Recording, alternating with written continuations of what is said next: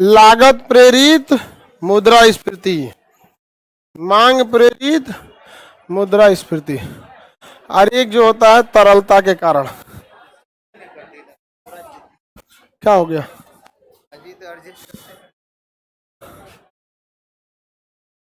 कहीं ना कहीं बैठ जाएगी सब। देखो हम कहे थे कि इधर होशियार लड़की को बैठने के लिए, बगलोल बैठा दिया तुम लोग।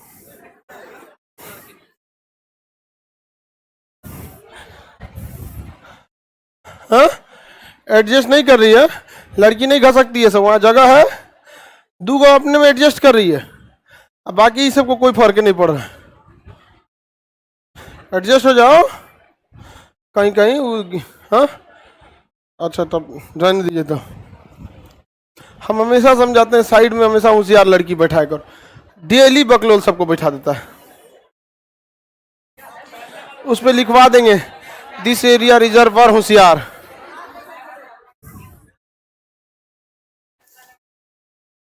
कितनों समझाओ, बार बार वहां बकलोलिए बैठ जाते। आज भी कोई होशियार नहीं बैठी था। हाँ,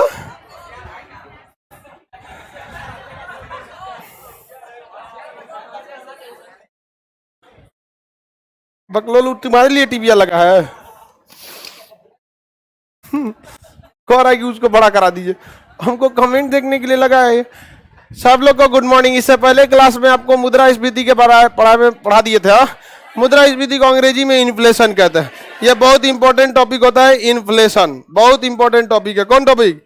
इन्फ्लेशन। मुद्रास्फीति अंग्रेजी में क्या कहेंगे? इन्फ्लेशन। हिंदी में मुद्रास्फीति। मुद्रास्फीति, इससे 3-4 क्वेश्चन आते हैं, आपको ध्यान से रहना पड़ेगा। मुद्रास्फीति के कारण क्या है? कितने कारण होते हैं इसके? 3। पहला तरलता, दूसरा मांग, और क्या होता है? लागत। लागत होता है। लागत प्रेरित मुद्रास्फीति, मांग प्रेरित मुद्रास्फीति और तरलता। इसमें सबसे खतरनाक कौन होता है? लागत। एक बार बढ़ गया तो घटाता नहीं है। जैसे अगर प्याज का रेट महंगा हुआ तो फुचका वाला महंगा कर देगा। अभी 5 रुपया में 3 को पानी पूरी खिलाता है ना, 5 में कितना? 3, 2। और यार ये तो बहुत महंगा कर दिया।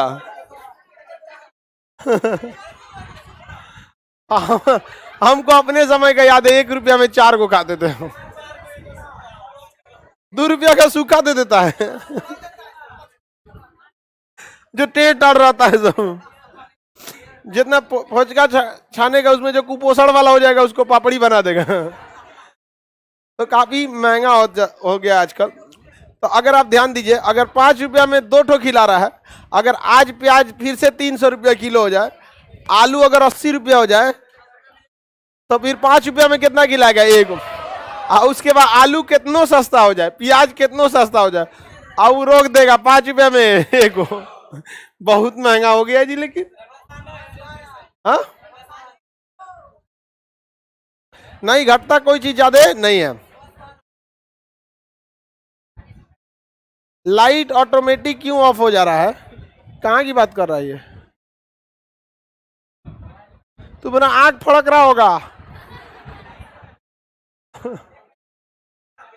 देखो बाबू, ये मुद्रास्फीति के क्या हो गए? कारण हो गए। इन कारणों से क्या होती है बाबू? मुद्रास्फीति होती है। मुद्रास्फीति कितनी अवस्था में है? हर चीज की एक अवस्था होती है। जैसे कैंसर हो गया, बीमारी हो गया, तो एक अवस्था होती है। मानो कि अपनी अवस्था, जैसे आप लोग युवा अवस्था, हम लोग वृद्धा अवस्था, तो सबकी क्या होती है? अवस्था। क्या होता है? अवस्था होता है। किसी को कोई दिक्कत? तो उसी तरह से मुद्रास्फीति के कारण तो हम आपको बता दिए। कारण बता दिए कि नहीं बता दिए? मुद्रास्फीति का कारण बता दिए। अब उस प्रकार से मुद्रास्फीति की अवस्था होती है। स्टेज, अवस्था मतलब क्या होता है? स्टेज। कितने लेवल पर लागत बढ़ गया है, कितने लेवल पर मांग बढ़ गया है। समझ में आ गया कि नहीं? मांग बढ़ने का भी एक लेवल होता है। समझ में आ गया कि नहीं? एकदम नहीं होगा। जैसे लगन चालू हो गया कि नहीं चालू हो गया? हाँ, अभी 28 की 27 तारीख को कोई ग्रह दिशा अपना बदल रहा है, उसके बाद धड़ाधड़ लगन चालू होगा। देखिए 1 तारीख से भयानक एकदम लगन। अभी हो रहा है कि नहीं हो रहा है? अभी भी हो जा रहा है। तो अभी डीजे का मांग शुरुआती अवस्था में, 28-29 को थोड़ा और बढ़ जाएगा। 28 तो आज ही लग रहा है, उसी हिसाब से समझिए। जैसे मकर संक्रांति का जो त्योहार होता है उस समय हर इंसान लाई खाता है, दही चिवड़ा खाता है, तिलकुट वगैरह अपना खाते रहता है, पतंग उड़ाता है। यह मांग 1 तारीख से चालू हो जाता है, लाई वगैरह 1 तारीख से बनना चालू होता है। तो 1 तारीख को जो मांग है उसकी अवस्था कुछ और होती है, 5 तारीख के आसपास की अवस्था कुछ और होगी, 10 तारीख की अवस्था कुछ और होगी, और 14 तारीख की अवस्था कुछ और होगी। समझ में आ गया कि नहीं आ गया? एक 14 कोरोना के समय हम लोग ये सब त्यौहार वगैरह नहीं मना पाए, लेकिन कोरोना से पहले हम लोग सब त्यौहार मनाते थे। खिचड़ी में यहीं पर दही चूड़ा मनाते थे, और कुंटल से आता था दही, किलो से नहीं। और एक बार कुंटल से आया, घट गया, दलिद्दर की तरह खा गया सब। कहा कि खान सर खिलाइए रहे हैं, क्या दिक्कत है, पूरा अड़च दो यहाँ पर। अब पूरा हिसाबे गड़बड़ा दिया यहाँ पर। अब जल्दी जल्दी लाए कैसे, आधा का हाथ जुटाई ले, करेगा और चाहिए हमको। हम कहते 2 कुंटल खा गया सब। हाँ नहीं, लॉकडाउन से 19 की बात बता रहे हैं, 2019-20 में, 18-19-20 ये जब खिचड़ी होता था तब। और अभी के वक्त में तो लॉकडाउन था, कोरोना वगैरह में, तो कहाँ से गिला। तो लड़का सब में एगो दौड़ के गया बाहर लाने के लिए। तब ले सुधा कंपनी का नहीं बसवा जाता है, छोट छोट पैकेट वाला, इतनी ओकरा रोकवा दिया जाए, रो ले आओ यहाँ पे छोटका कटोरिया 50-60 गो, उसको कहा यहीं बेच देना, क्या जरूरत है उधर ले जाने। चिल्लाते रह गया सब, पेमेंट किया। अब वो अपना कहीं दूसरे जगह ले जा रहा होगा, उसको ले लिया सब, कटोरिया में फाड़ के से काच न। तो अवस्थाएं हर चीज की क्या होती हैं, अलग अलग अवस्थाएं क्या हो जाती हैं, चेंज, अलग अलग हो जाती हैं अवस्था। उसी तरह मुद्रास्फीति की 4 अवस्था होती हैं। एक होती है सबसे धीमी अवस्था, एक होती है औसत अवस्था, एक होती है तेज, एक होती है अति तेज, बहुत खतरनाक। जो सबसे धीमी अवस्था होता है उसे कहते हैं रेंगती मुद्रास्फीति। कौन सा? रेंगती मुद्रास्फीति। ये सबसे नॉर्मल अवस्था होती है मुद्रास्फीति। क्वेश्चन कहेगा कौन सी मुद्रास्फीति अच्छी होती है? रेंगती मुद्रास्फीति। कौन सा? रेंगती। इसमें मांग उतना ज्यादा नहीं होता है, तरलता उतना ज्यादा नहीं होता है, लागत उतना ज्यादा नहीं बढ़ा होता है। समझ में आ गया कि नहीं? जैसे आपका 1 जनवरी के पहला सप्ताह में खिचड़ी दही चिवड़ा की ही मांग उतना नहीं बढ़ा रहता है, तिलकुट वगैरह का। एक होता है रेंगती मुद्रास्फीति, चलती मुद्रास्फीति, दौड़ती मुद्रास्फीति। चलती मुद्रास्फीति, एक होता है दौड़ती मुद्रास्फीति। उसके बाद कौन होगा? उड़ती। अपने मन से बना रहा है, देख रहा है, रेंगा फिर चला फिर दौड़ा फिर उड़ गया। अरे उड़ती मुद्रास्फीति नहीं होता है, उड़ा दिया यहाँ पर। देखिए जनवरी के पहला सप्ताह में रेंगती मुद्रा, किस चीज का? दही चिवड़ा तिलकुट वगैरह। लेकिन वही अगर आप देखेंगे 8-10 तारीख के आसपास तो कौन होगा? अच्छा, अब 12 तारीख के आसपास दौड़ती मुद्रास्फीति। यहाँ इसे सेम टू यू कर दें, सेम टू यू, इसको भी same to you. Same to you मतलब क्या होता है? वही होगा ये सेम टू यू। अब यहाँ पे इसके बाद होता है अति मुद्रास्फीति। कौन सा? अति नहीं कहते, एकदम में अति कर दिया है। 14 तारीख के, 14 तारीख के दिन दही का रेट थोड़ा पूछिएगा। आप पूछेंगे दही का रेट, कहेगा नहीं है दही, सामने में रख ले रहेगा, कहेगा नहीं है, कहेगा क्या है, बिक गया है। समझ में आ गया कि नहीं आ गया? क्या हो गया है? बिक गया है। तो सबसे खतरनाक मुद्रास्फीति अति मुद्रास्फीति। किसी को कोई दिक्कत नहीं ना? मुद्रास्फीति की कितनी अवस्था है? रेंगती, दौड़ती, दौड़ती, अति मुद्रास्फीति। ये क्या है? अवस्थाएं। सबकी अवस्था होती है, जैसे बीमारी की भी अवस्थाएं होती है।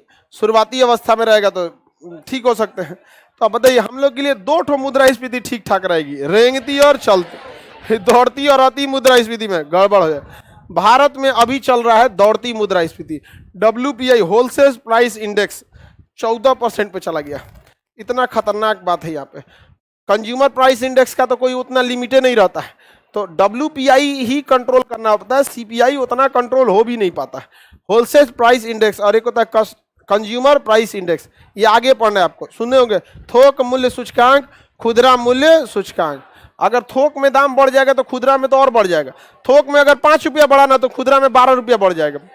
तो सरकार खुदरा को कंट्रोल नहीं कर पाती है, किसे कंट्रोल करती है? थोक। जब थोक को ना कंट्रोल कर पा रही है तो खुदरा, क्योंकि खुदरा सामान कहाँ बिक रहा है सरकारों को नहीं पता रहता है। ठेला वाला कोने गली में सब्जी लेके घुसा है, सरकार को क्या पता है कि जो उसको कंट्रोल करेगा? समझ में आ गया कि नहीं? तो कंज्यूमर प्राइस इंडेक्स कंट्रोल नहीं हो पाता है। ये किस पर डिपेंड करता है? होलसेल पर। अब सेब मान के चलिए, सब्जी जो मंडी है, सेबों की मंडी है, अगर सेब वहां 40 रुपया है तो सरकार अंदाजा लगा लेती है कि 50-55 में बिकेगा, बाकी जगह कितना बिकेगा? 50। सोचो सेब के मंडिये में 150 रुपया किलो सेब है, तो वहां 150 रहेगा ना, तो यहाँ 180 बेच देगा, 200 बेच देगा। तो अगर होलसेल अगर 2 रुपया बढ़ता है तो कंज्यूमर प्राइस 4-5 रुपया बढ़ा देता है सब। तो ये अलग अलग टाइप का। हम लोग में अभी कौन सी चल रही है? दौड़ती मुद्रा, बहुत मुद्रास्फीति है। किसी को कोई दिक्कत नहीं है? ये तो अच्छी बात है। कहां से अच्छी बात है? गधा कहीं का। समझ में आ गया कि नहीं आएगा?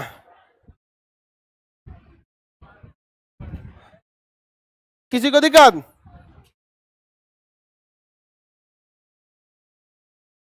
ये मुद्रास्फीति की क्या हो गई? अवस्था हो गई। मुद्रास्फीति का कारण क्या होता है? तरलता। मुद्रास्फीति का कारण तरलता। और क्या हो सकता है? मांग। और क्या हो सकता है? मुद्रास्फीति का प्रभाव क्या होता है? महंगाई का बढ़जन। मुद्रास्फीति का प्रभाव क्या होगा? महंगाई। तरलता बढ़ेगा, महंगाई बढ़ेगा। मांग बढ़ेगा, महंगाई बढ़ेगी। लागत बढ़ेगा, महंगाई बढ़ेगा। थोड़ा सा बढ़ा तो रेंगती मुद्रा, थोड़ा और बढ़ गया तो चलती, हुमच के बढ़ गया। अब वेनेजुएला हो गया। वेनेजुएला की महंगाई सोचिएगा कितना होता है? 2.5 लाख रुपया का ब्रेड मिलता है। 2.5 लाख रुपया का ब्रेड मिलता है, जिसे हम लोग 15 रुपया में खरीदते हैं। यही ब्रेड वहां कितना है? 18 रुपया हो गया और 25 रुपया हो गया। अरे लड़की सब वाला नहीं, लड़का सब कितना? हम भी नहीं खाते हैं। हम एक बार खरीद के लाए थे, वही 2004-05 में खरीदे तो 6 रुपया का दिया था ब्रेड। अभी बहुत महंगा हो गया। अरे ब्रेड खाए कोई से खाता है आदमी? नहीं समझ। हमें तो वही में चाहिए में गिर जाता है, गिर गया मैं बकोट के खाओ यहाँ। यही सब इससे बेहोश होती है सभी। सब ब्रेड खा के चल आएगी, सब ऐसे हवा में उड़ते रहेगी। तो जा अच्छा से खाना पीना दबा के खाओ। हाँ, खाना खाने में, पढ़ाई करने में, सब में पीछे नहीं होना चाहिए। आगे बढ़े। सबसे खतरनाक मुद्रास्फीति कहाँ है? किस देश में? वेनेजुएला। उसका कारण क्या था? तरलता। वहां पे तरलता बढ़ गया था। वेनेजुएला के राष्ट्रपति को उसका पड़ोसी देश क्यूबा ने कहा कि नोट छाप के गरीबी दूर कर दो। वो बैला ससुरा अर्थव्यवस्था पढ़वे नहीं किया था। सारा CRR, SLR, repo rate, reverse repo rate, सारा बैंक रेट केवल इसीलिए होता है, खुले बाजार की नीति, प्रतिभूतियों का व्यापार, सब इसीलिए होता है कि पब्लिक से पैसा टान लो। ऐसी ससुरा नोट छाप दिया। अब आप बताओ, अगर नोट छाप के जनता में गया तो तरलता को क्या करेगा? बढ़ा दे। अब तरलता बढ़ेगी तो महंगाई बढ़ जाए, तो गरीबी कहां बढ़ गया? एक बात बता, किसी मजदूर का आप मजदूरी 500 रुपया से बढ़ा के 1000 रुपया कर दीजिए, आप पता चला सरसों तेल को 200 से बढ़ा के 600 कर दीजिए, तो क्या फर्क पड़ा? तब कोई फर्क पड़ा? समझ में आ गया? तो बताइए, वेनेजुएला की तरलता क्यों बढ़ी थी? नोट छाप दिया। क्या छाप दिया था? नोट। नोट छापना बहुत खतरनाक चीज होती है। आपको तो पढ़ा दिए। सारा मौद्रिक नीति किसके लिए आता है? नोट, तरलता को कम करने। आई बकलोलवा क्या कर दिया? तरलता को बढ़ा दिया। अब आप बताइए, नोट छाप के गरीबी दूर हो सकती है? अर्थव्यवस्था मर जाएगा। यहाँ पर किसी देश को बर्बाद करना है ना, तो उस देश में नोट छपवा दीजिए, तुरंत बर्बाद हो जाएगा। यहाँ पे भारत पाकिस्तान को इजीली बर्बाद कर सकता है। कुछ नहीं करना है, पाकिस्तान का नोट छाप करके जहाज से गिरा दीजिए पाकिस्तान में, अर्थव्यवस्था गिर जाएगा उसका, पूरा का पूरा अर्थव्यवस्था। अंतरराष्ट्रीय कर्जा को डॉलर में चुकाया जाता है, आप रुपया छाप के क्या कर लीजिएगा? समझ में आ गया कि नहीं? नहीं, नोट छाप के गरीबी को दूर नहीं किया जा सकता है। किसने गलती किया था? हाँ, वेनेजुएला ने। वहां महंगाई कितना बढ़ गया? बहुत ज्यादा। एक चीज और देखिएगा बाबू, जो अपने पैसे से पैसे को कमाए रहते हैं लोग ना, बड़ा शालीनता से रहता है, ज्यादा नहीं उड़ेगा, सब नॉर्मल रहेगा, देख के भी नहीं कह सकते हैं कि सोचा करोड़पति आदमी है, चुपचाप। लेकिन जो जिनको बिना मतलब का मिल जाता है, या थोड़ा सा इधर उधर से मिल जाता है, या बाबूजी का दे दिया ना, वो ज्यादा उड़ने लगता है, बहुत ज्यादा उड़ने लगता है। हम जब इस कैंपस में आए थे ना कोचिंग लेने के लिए, तो एक आदमी पैजामा पहन के, गर्मी का दिन था, ठंडी का दिन था, पैजामा पहन के साल ओढ़ के घूम रहा था, यहाँ पे गायों को खाना खिला रहा था। हम उनसे पूछे कि सुनिए ना, यहाँ पे बात कराइए, यहाँ पे किसका कैंपस है इतना बड़ा, हमको कोचिंग खोलना है। अरे हम ही मालिक हैं। पैजामा साल ओढ़ के गाय को खिला रहे थे और कहे हम ही मालिक है। सोच सकते हो बीच पटना में जिसका इतना बड़ा कैंपस होगा, सोच रहे हैं कितना बड़ा कैंपस है, ट्रक का ट्रक घुस जाता है इसमें। तो सोचिए इतनी शालीनता रहती है। तो नोट में एक और खराबी होती है, अगर जो इंसान नहीं कमाया अचानक दे दीजिएगा ना, अब जैसे जो 2-4 हजार रुपया वाला आदमी है उसके जेब में 1 लाख दे दीजिएगा, तो ऐसा चलेगा कि पता चल जाएगा कि पास 1 लाख है। उसका पता चल जाएगा, वहां पे हेलमेट बिना हेलमेटे घूमने लगेगा, पुलिस रोकेगी, काय रोकता है, फाइन मार 2000 4000 5000 फाइन, 1 लाख में उड़ने लगेगा। समझना कि तो एक ये भी होता है, तरलता बढ़ने से मानवता भी घटने लगती है। देखिएगा इस चीज को अक्सर देखेंगे ना, कोई जिसके घर पे पैसा नहीं हो जल्दी उलझता नहीं है किसी से, अधेर पैसा रहेगा तो क्या होगा, उलझने लगेगा। इसलिए आरबीआई करती है, बॉन्ड पेपर बेच देती है, लाओ 1 लाख लाओ डबल करेंगे। अब का बाजार में उड़ेगा, क्या बात करता है, 1 लाख है, बॉन्ड पेपर दिखा के देख 1 लाख के LIC करी लोग। तो तरलता बहुत खतरनाक चीज होती है। किसी को कोई दिक्कत नहीं है, आगे बढ़ जाए। तो तरलता का सबसे बड़ा प्रभाव, सॉरी मुद्रास्फीति का सबसे बड़ा प्रभाव क्या बता, महंगाई। अभी वेनेजुएला का ही एग्जाम्पल बन चुका है, कौन, श्रीलंका। लेकिन श्रीलंका में जो मुद्रास्फीति हुई है वो मांग प्रेरित मुद्रास्फीति नहीं है, वो कौन सा है, सॉरी वो तरलता प्रेरित नहीं है, वो क्या है, मांग प्रेरित है। वहां के लोगों का मांग क्या है, मांग किसी चीज का तो घटता नहीं है, लेकिन वहां की सप्लाई क्या हो चुकी है, बंद हो चुकी है। पेट्रोल की सप्लाई नहीं हो पा रही है, अनाज की सप्लाई नहीं हो पा रही है, बिजली की सप्लाई नहीं हो पा रही है। अब मांग तो मांग रहेगा, अब भाई किसी का खाना नहीं आ पा रहा है तो भैया भूखवा थोड़े ना बंद हो जाएगा। तो श्रीलंका में कारण क्या है, मांग।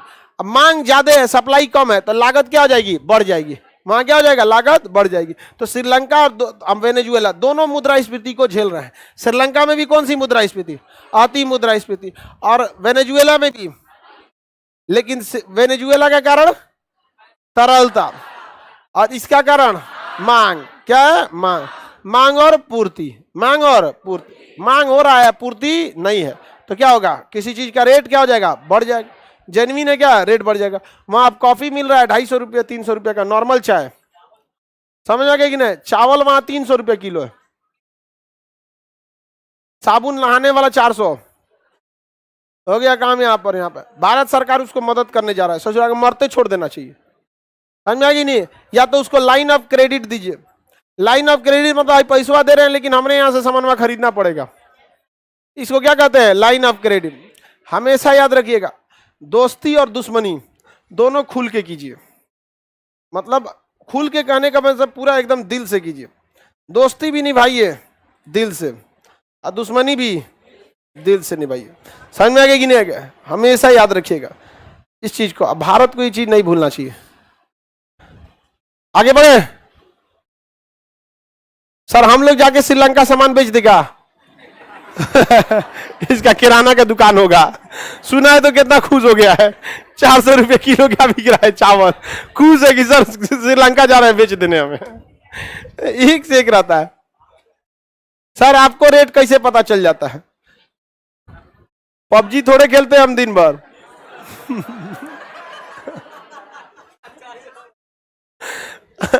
आगे बढ़ जाए, सबका समझ में। इसका सबसे बड़ा कारण क्या, मुद्रास्फीति का सबसे बड़ा प्रभाव क्या पड़ता है, महंगाई। तो कहेगा मुद्रास्फीति का प्रभाव क्या आता है, महंगाई। क्या आता है, महंगाई। किसी को कोई दिक्कत, नोट छाप के गरीबी दूर करेंगे, जैसे नोट छापेंगे तरलता, मुद्रास्फीति, महंगाई, गरीब वहां पे भी गरीब हो गया। अब ये बताइए श्रीलंका में कोई 1 लाख रुपया कमा के भी गरीब हो जाएगा कि नहीं होगा, और यहाँ कोई 25,000 भी कमा के अमीर है। क्योंकि अगर 25,000 रुपये कमा रहा है, आराम से 40 रुपये किलो चावल खरीद सकता है, 40-50 का चावल आराम से वो खा सकता है। और वहां से जो तुम 1 लाख रुपये कमाओ तो 500 रुपया 400 रुपया चावल खरीदना पड़ेगा। श्रीलंका में जाइए ना, जाइए श्रीलंका, ऐसे कहाँ पे, वेनेजुएला में 2.5 लाख रुपया में ब्रेड, समझ में गया, 2.5 लाख रुपया में ब्रेड मिलता है, इतना महंगा। जो छोटे बच्चों के लिए पैम्पर्स आते हैं ना, हगीज वगैरह, छोटे बच्चे सबके लिए, वो पैम्पर्स 100 का 2 लाख का आता है। वेनेजुएला क्या हो गया, बर्बाद। क्योंकि 2 लाख में क्यों आता है, वहां सब लोगों के पास नोट छाप के गरीबी दूर किया। गरीबी जब दूर करने के चक्कर में गया, सबके पास पैसा आ गया। मोदी जी कह रहे थे सबको 15-15 लाख यूं ही मिल जाएंगे। अरे भैया, कोने दुनिया में वेनेजुएला बनाना है?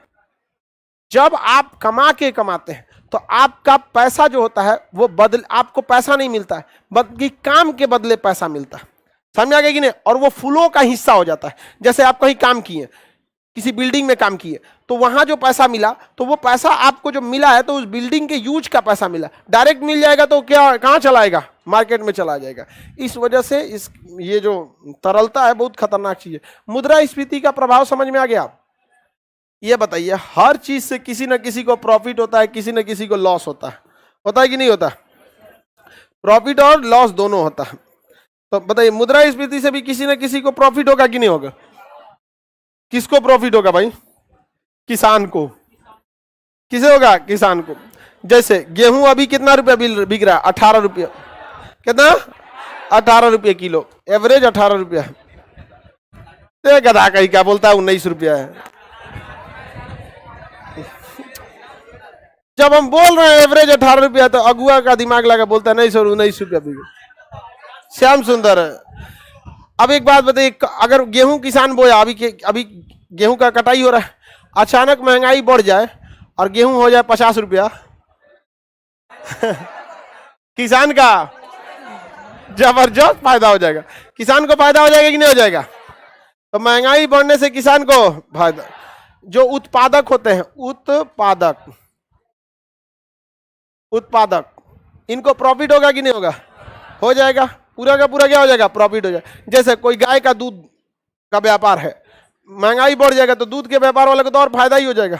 हम लोग के समय में 4 रुपया लीटर, 5 रुपये की लीटर दूध मिलता था, बहुत सस्ता, और अभी बहुत महंगा दूध हो गया, बहुत ज्यादा। या सोचिए कितना महंगाई बढ़ा हुआ है, कितना ज्यादा महंगाई बढ़ गया। 4-5 रुपया आज मिल रहा है, 50-60 रुपया दूध। भैंसे पालने लायक, भैंस ज्यादा दूध नहीं देती है, गाय दूध क्या देती है? ज्यादा देती है। बताइए, किसान को प्रॉफिट होगा कि नहीं? उत्पादक लोगों को प्रॉफिट होगा कि नहीं होगा? फैक्ट्री वाले को। अब फैक्ट्री वाला कभी चाहेगा, कभी बाबा रामदेव चाहेंगे कोनो चीज का दाम गिरे? हाँ, पतंजलि को तो बल्ले बल्ले, वो काय को चाहेंगे? पहले जब पतंजलि नहीं था तो महंगाई पे बोलते थे कि नहीं? अब बोलेंगे नहीं, क्योंकि रीजन है उत्पादक वर्ग को मुद्रास्फीति में क्या होता है? फायदा होता है। अभी बताइए, पहले जियो फ्री में मिलता था, 250 में रिचार्ज हो जाता था, 250 से 350 हुआ, 350 से 400 हुआ, अभी 700 हो गया है। हो रहा है कि नहीं हो रहा है यहाँ पे? तो ये बताइए, जिसकी कंपनी है उत्पादक, उसको क्या दिक्कत है? उसको तो कोई दिक्कत नहीं है, उसको क्या है? फायदा है। तो मुद्रास्फीति में किसान को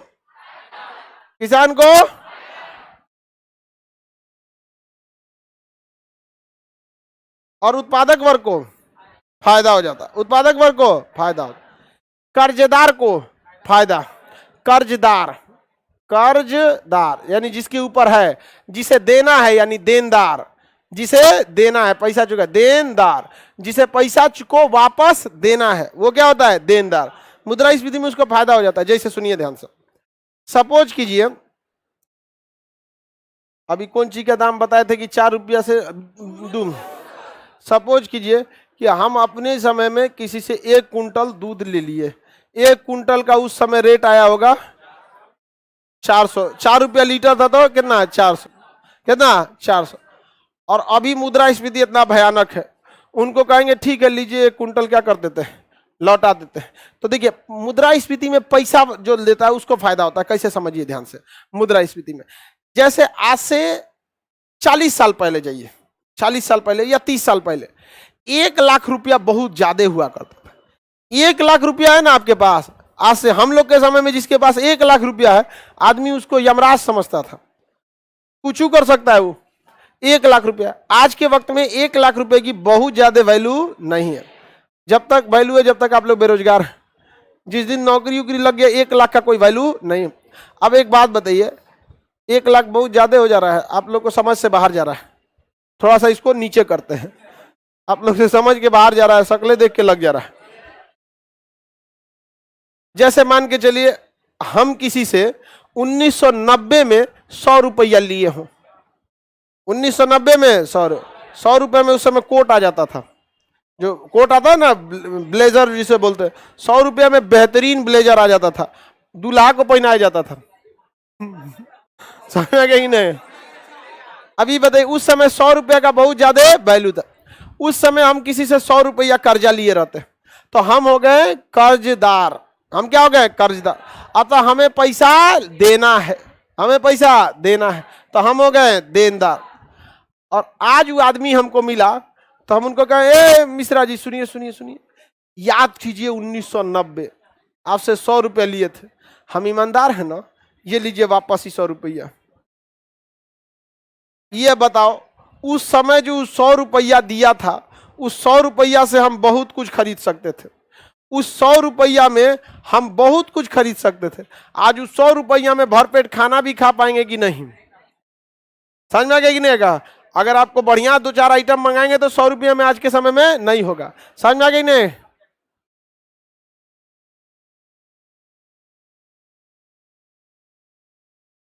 आगे बढ़े, किसी को कोई दिक्कत नहीं है? बताइए देनदार को फायदा हो गया कि नहीं हो गया? नहीं फायदा हुआ। कर्जा लिए थे उस समय जिस समय रुपया का वैल्यू था, और जब चुकाए तो रुपया का कोई वैल्यू नहीं रहा।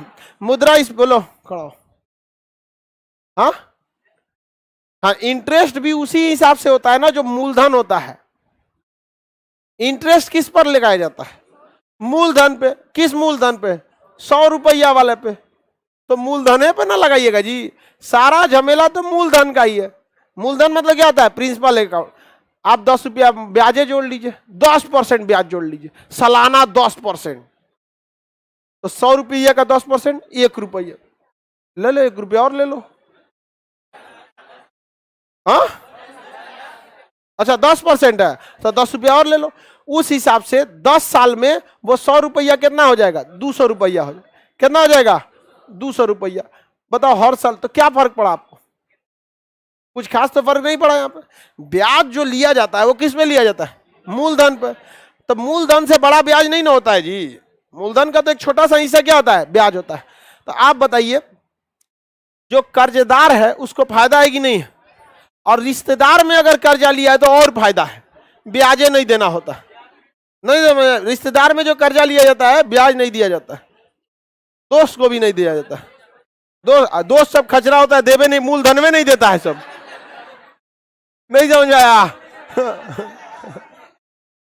वो तो ब्याज को छोड़ी मूलधन में नहीं देता है सब।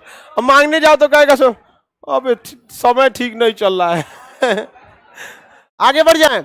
अब देखिए ध्यान से, किसको किसको फायदा हो गया? समझ में आ गया? किसको फायदा हुआ?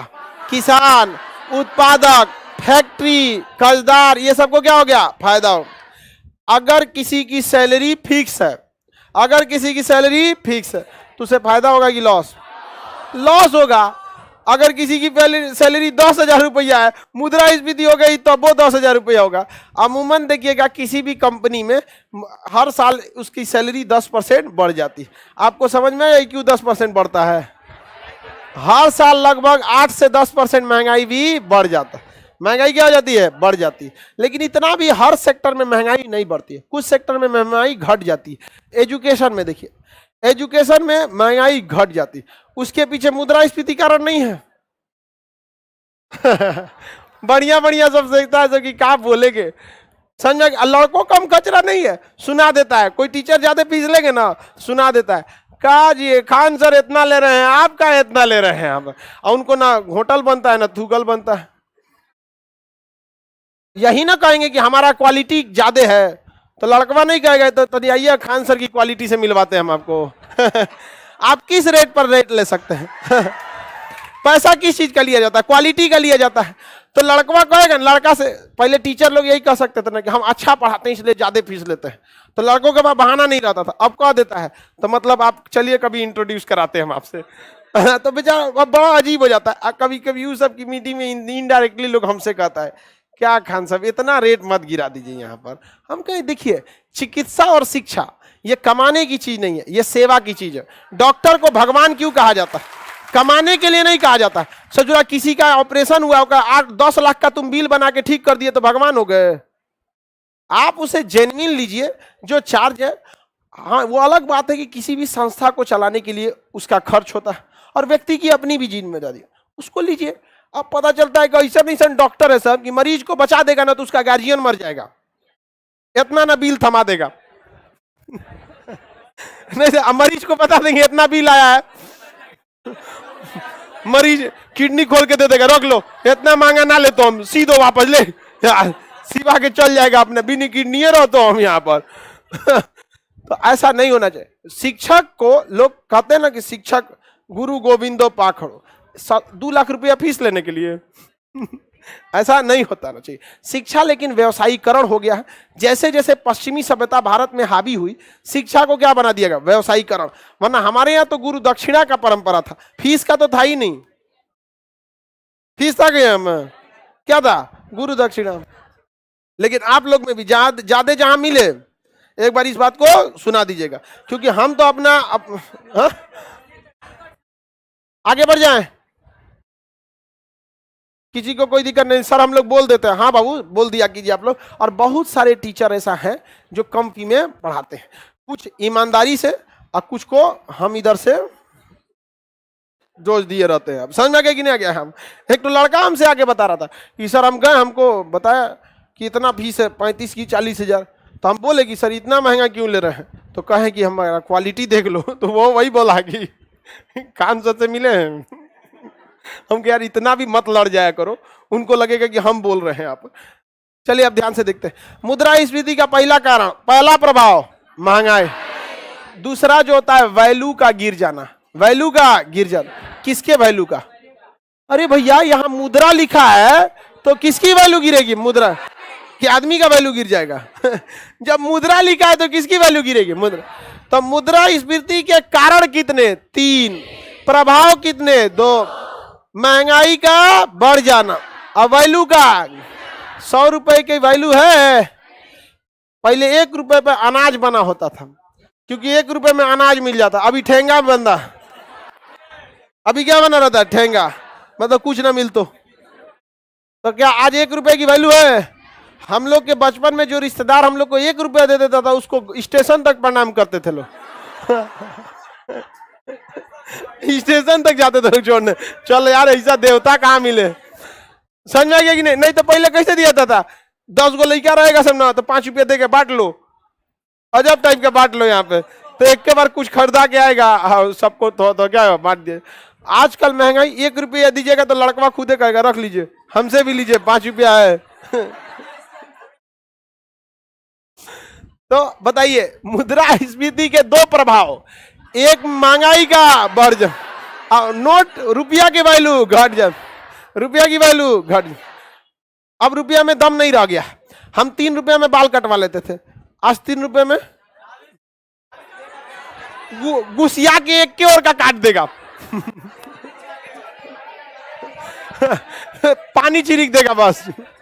3 रुपया देंगे ना बाल काटने के लिए, पानी चिरिक देगा, जाओ हो गया तुम्हारा यहाँ पे। और जो नया बोतल वाला लिया रहता है स्प्रे वाला, पनिया चिरिक देगा 3 रुपये। बताइए तो बताइए रुपया की वैल्यू घट गई, रुपया की वैल्यू नहीं घट गई है जी। आगे बढ़ जाए। 30 रुपया में हम लोग पैंट शर्ट सिलवा लेते थे दोनों। आज 30 रुपया का रुमाल नहीं मिलता है बढ़िया। 250 रुपया सिलाई हो गया है, बहुत महंगाई हो गया है भाई, बहुत। तो बताइए मुद्रास्फीति के कितने प्रभाव? महंगाई का बढ़ जाना, वैल्यू का कितने कारण? कौन कौन? तरलता, लागत, मांग। कितनी अवस्था? 4। रेंगती चलती दौड़ती आती। किसान को फायदा, फैक्ट्री वाले को, उद्योगपति को फायदा, सब एक ही में लिख दिया उत्पादक। हालांकि किसान भी उत्पादक में आ जाता है। समझ में आ गया कि नहीं आएगा? कर्जदार को क्या कहेंगे? देनदार। कर्जदार को क्या कहा जाएगा? देनदार। उसको पैसा देना है ना, देनदार को फायदा, देनदार को फायदा। नहीं समझ में आ गया? अगर किसी ऐसा आदमी है जिसके इनकम में मान के चलिए महंगाई भत्ता मिलता हो, इनकम के साथ साथ महंगाई भत्ता मिलता हो, तो उसे क्या मिल जाएगा? प्रॉफिट। उसको क्या हो जाएगा? प्रॉफिट। महंगाई का क्या मिल जाएगा? भत्ता। तो कितना सिंपल है, महंगाई भत्ता वाले को प्रॉफिट, निश्चित आय वाले को लॉस। तो किसको किसको लॉस होता है भाई? लॉस किसको किसको होगा? निश्चित आय वाले को। जिसका आय क्या हो? फिक्स हो, उसको क्या होगा? लॉस। ग्राहक को क्या होगा? लॉस। जो कर्जा दे चुका है यानी देनदार, अच्छा लेनदार जो लेगा, लेनदार जो दिया था वापस लेगा, लेनदार को लॉस, लेनदार को लॉस। निश्चित आय वाले को, निश्चित आय वाले को, ग्राहक को क्या हो जाएगा? लॉस हो जाएगा। किसी को कोई दिक्कत नहीं है तो अलग अलग लॉस हो जाएगा। अब जैसे देखिए महंगाई बढ़ेगा तो किसान को बेचते समय तो प्रॉफिट, जब अपने खरीदने जाएगा तो लॉस। समझ में आ गया कि नहीं आ गया? तो हर चीज के, हर सिक्के के दो पहलू होते हैं। किसी भी देश का सिक्का लीजिएगा दो साइड आपको मिलेगा। कैसे मिलेगा? एक और सपाट रहे, एक वो हेड टेल रहता ही रहता है। समझ में आ गया कि नहीं आ गया? शेयर मार्केट के बारे में बताइए। हाँ, हर्षद मेहता बन जाइए अब एक के दिन के क्लास में, किसी को कोई दिक्कत नहीं।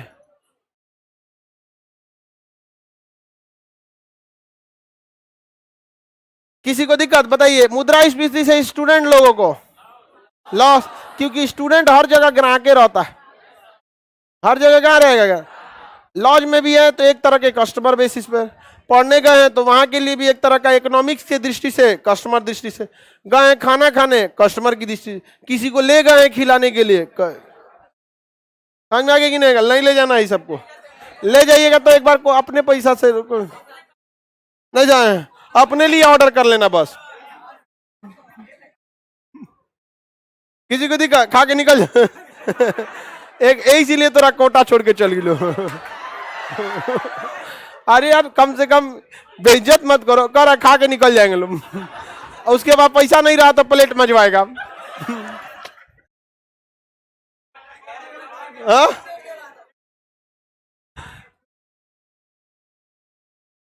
आगे बढ़े।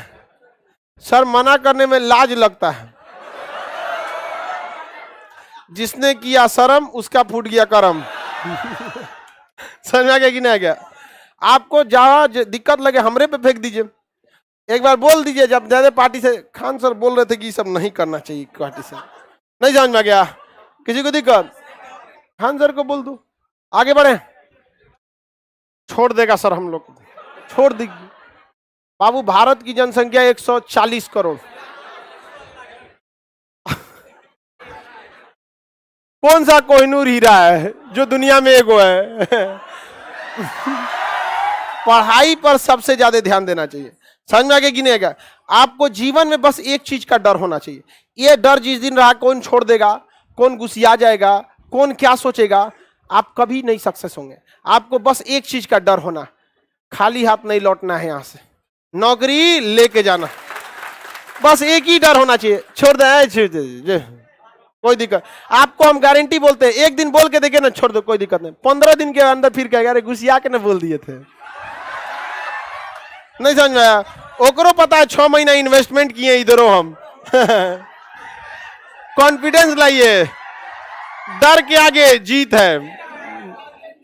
आपको बस एक चीज का डर होना चाहिए। किस चीज का?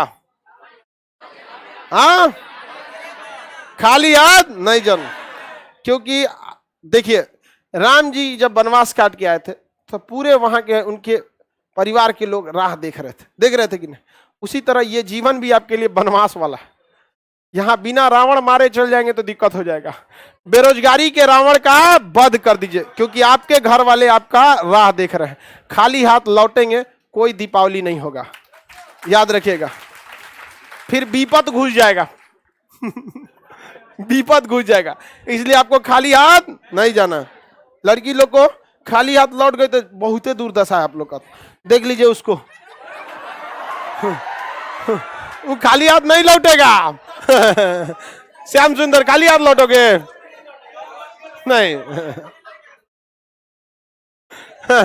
चौपट देखा सब यहाँ पर। चलिए अब याद हो गया, ये निश्चित आय वाले को लॉस, उत्पादक वर्ग को प्रॉफिट, ग्राहक को लॉस, लेनदार। मुद्रास्फीति से जितना क्वेश्चन पूछेगा बता सकते हैं ना। मुद्रास्फीति के कितने कारण, कितनी अवस्था, कितने प्रभाव, किसको प्रॉफिट किसको लॉस बता सकते हैं। हाँ, मुद्रास्फीति में मुद्रा की वैल्यू घट जाए। क्वेश्चन पूछा था बीपीएससी में, मुद्रास्फीति के दौरान डॉलर के तुलना में भारतीय रुपया की वैल्यू घट जाएगा। नहीं समझ आ गया, घट जाएगा यहाँ पे। बताइए बीपीएससी का क्वेश्चन पीसीएस लेवल का, मुद्रास्फीति से आ गया कि नहीं आ गया। कंसेप्ट से पढ़िएगा, कोई दिक्कत नहीं हो जाएगा। आगे बढ़ जाएं। क्षणिक मुद्रास्फीति रेंगती मुद्रास्फीति है, मांग प्रेरित मुद्रास्फीति को क्षणिक मुद्रास्फीति कहते हैं। मांग प्रेरित को, मांग प्रेरित मुद्रास्फीति कैसा होता है, क्षणिक होता है। जैसे मांग खत्म काम खत्म, अभी किस चीज का मांग होगा, अभी क्षणिक में देखिएगा लगन लंबा चलेगा। ईद है, ईद ईद सेवई कपड़ा इस सब का मुद्रास्फीति कैसा है, मांग। 3 तारीख को ईद खत्म, सब खत्म। अभी देखिएगा उसके बाद डीजे ब्याह शादी, डीजे खत्म, शादी ब्याह खत्म, डीजे खत्म। मुद्रास्फीति समझ में आ गया। किसको प्रॉफिट किसको लॉस बता सकते हैं।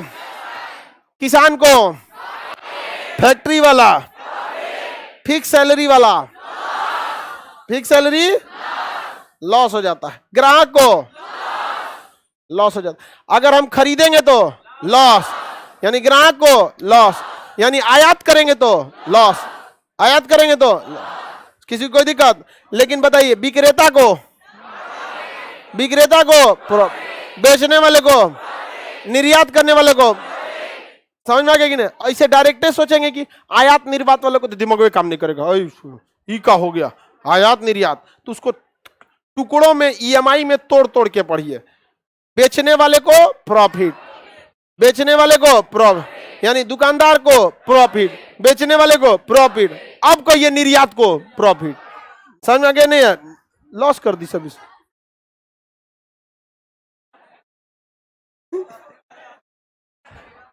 बताइए ग्राहक को लॉस, खरीदने वाले को, आयात करने वाले को लॉस।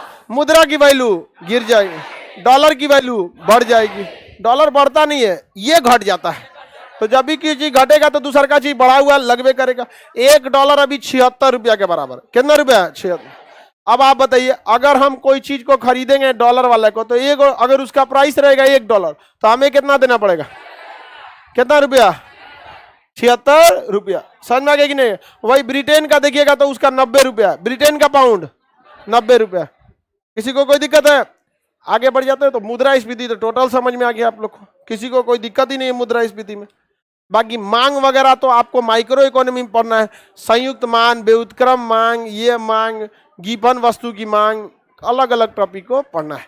आज के लिए इतना ही रहने देते हैं, आगे का क्लास